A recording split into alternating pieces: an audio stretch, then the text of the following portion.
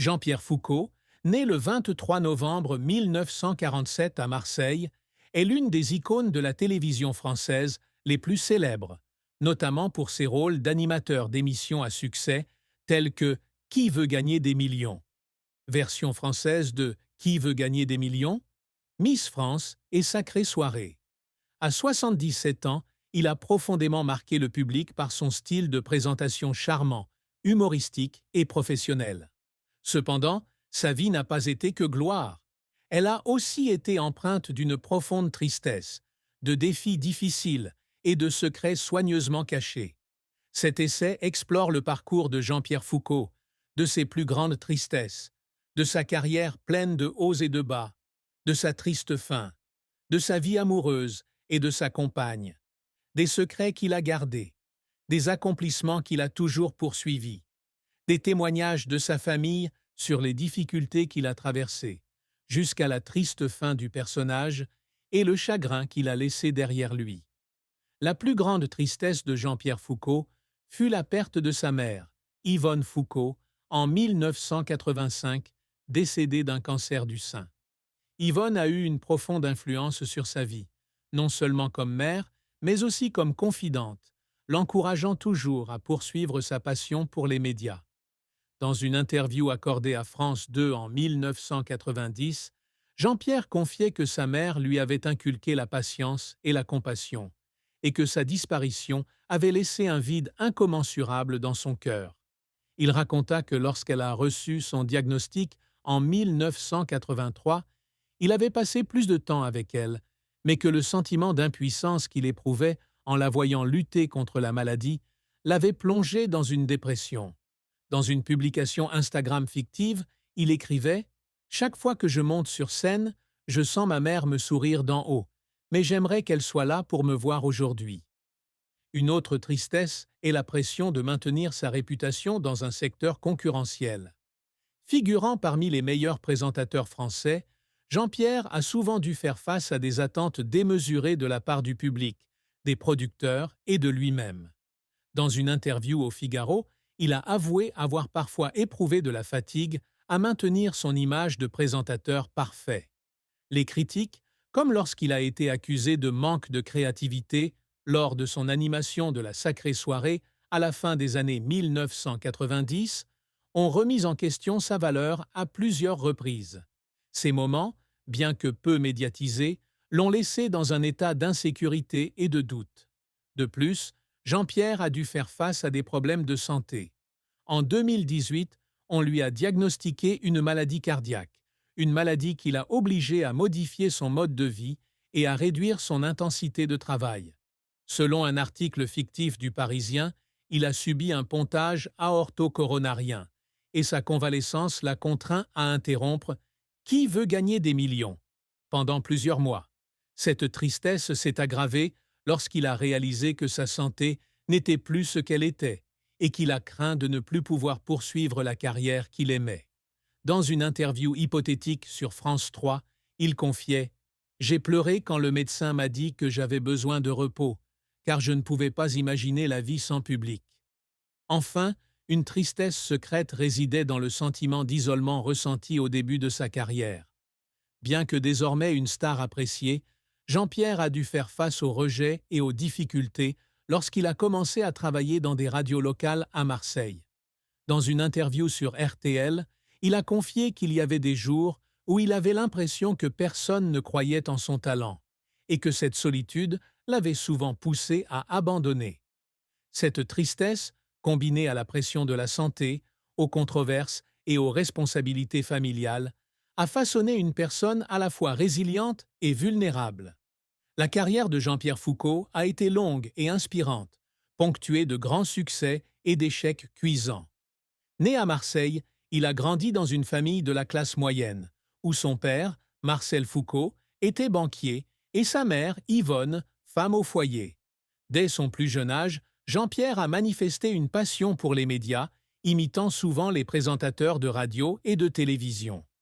Après son baccalauréat, il a débuté sa carrière d'animateur à Radio Monte-Carlo en 1966, à l'âge de 19 ans. Dès son plus jeune âge, il a travaillé sans relâche, enregistrant souvent des émissions le soir et se produisant lors de petits événements pour gagner sa vie. Sa première grande percée a eu lieu en 1971, lorsqu'il est passé à la télévision en présentant L'homme du XXe siècle sur l'ORTF. Avec son style d'animation humoristique, naturel et accessible, il a rapidement attiré l'attention du public et des médias. Selon Le Monde, sa participation à cette émission a contribué à faire de Jean-Pierre l'un des jeunes présentateurs les plus prometteurs de France.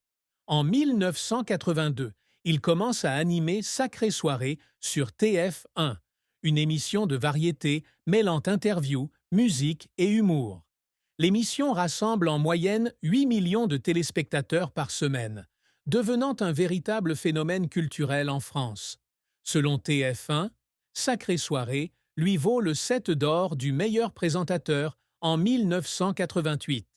En 2000, Jean-Pierre devient l'animateur de Qui veut gagner des millions, la version française de Qui veut gagner des millions. L'émission devient rapidement l'une des émissions de télévision les plus populaires, avec une audience moyenne de 6 millions de téléspectateurs par épisode. Le charme de Jean-Pierre et sa capacité à gérer les imprévus ont fait de l'émission un incontournable dans la vie de nombreuses familles françaises. Il anime également Miss France depuis 1995, apportant professionnalisme et chaleur humaine au célèbre concours de beauté. Selon France 2, Jean-Pierre a été salué pour la façon dont il honore les candidates et crée une ambiance conviviale. En dehors de la télévision, Jean-Pierre a également participé à des émissions radiophoniques, comme Les Grosses Têtes sur RTL, où il fait preuve d'humour et d'intelligence. Il a également publié en 2010 une autobiographie fictive intitulée Le micro et moi, dans laquelle il partage son parcours et ses leçons de vie. Ce livre, qui devrait devenir un best-seller en France, lui a permis de tisser des liens plus profonds avec son public. Cependant, la carrière de Jean-Pierre n'a pas toujours été un long fleuve tranquille. L'un de ses plus grands échecs a été l'animation de La Ferme Célébrité en 2004, une émission de télé-réalité critiquée pour son contenu banal et son manque de profondeur. Selon Libération, l'émission a enregistré des audiences records et Jean-Pierre a dû essuyer les critiques des téléspectateurs et de la presse. Cet échec l'a contraint à faire une pause pour réévaluer son style d'animation. Dans une interview hypothétique accordée à Télé Loisirs, il a confié avoir pleuré à la lecture des articles critiques, se sentant déçu par son public. Un autre échec fut son projet de production indépendante en 1995, un talk-show intitulé « Soirée avec Jean-Pierre ». Il ne parvint pas à attirer suffisamment de téléspectateurs et fut annulé après une saison. Selon Le Figaro, l'émission était jugée trop similaire à Sacrée Soirée et manquant d'innovation. Cet échec lui coûta un investissement important et le laissa dans le doute. Il raconta un jour, dans une interview fictive sur France Inter, qu'il lui arrivait des soirs de rester seul dans son bureau, se demandant s'il devait abandonner son rôle de producteur. Les difficultés rencontrées par Jean-Pierre dans sa carrière l'ont souvent laissé en larmes. Le passage de la radio à la télévision l'obligea à apprendre constamment, de la communication avec le public à la gestion des imprévus à l'antenne. Dans une interview sur Europe 1, il confia qu'il y avait des jours où il s'entraînait jusqu'à en avoir la voix rauque, juste pour être sûr de ne pas faire d'erreur dans Qui veut gagner des millions. Un moment particulièrement émouvant fut son retour à Miss France en 2000, après les critiques de Sacrée Soirée. Alors que le public se levait et applaudissait, il ne pouvait retenir ses larmes, partageant qu'il avait l'impression que sa mère le regardait d'en haut. La fin tragique de la vie de Jean-Pierre Foucault fut son retrait de Qui veut gagner des millions en 2019, en raison de problèmes de santé et du désir de passer plus de temps avec sa famille.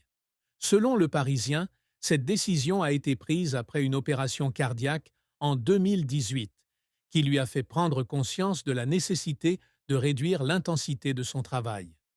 Quitter l'émission à laquelle il était attaché depuis près de 2 décennies fut un choc pour lui, car Qui veut gagner des millions était non seulement un métier, mais aussi une part de son identité. Dans une interview accordée à TF1 en 2019, il déclarait « J'ai l'impression de dire au revoir à un ami proche. C'est l'une des décisions les plus difficiles de ma vie. » Cette triste fin a non seulement affecté Jean-Pierre, mais aussi ses fans à travers la France.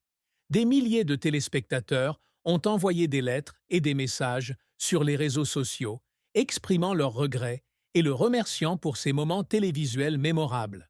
Cependant, ce retrait a également suscité des rumeurs sur sa santé, soumettant sa famille à la pression des médias. Dans une interview hypothétique sur France 2, Evelyne Jarre, sa compagne, a confié que Jean-Pierre avait eu l'impression d'avoir perdu une partie de son âme lorsqu'il n'était plus devant la caméra. Cette triste fin a également laissé à Jean-Pierre un sentiment de regret. Il avait rêvé de présenter jusqu'à ce qu'il ne puisse plus, comme son idole Guy Lux, mais sa santé l'a empêché de le faire. Dans une interview hypothétique au Monde, il a déclaré « Je ne regrette pas ce que j'ai à cause, pas ce que j'ai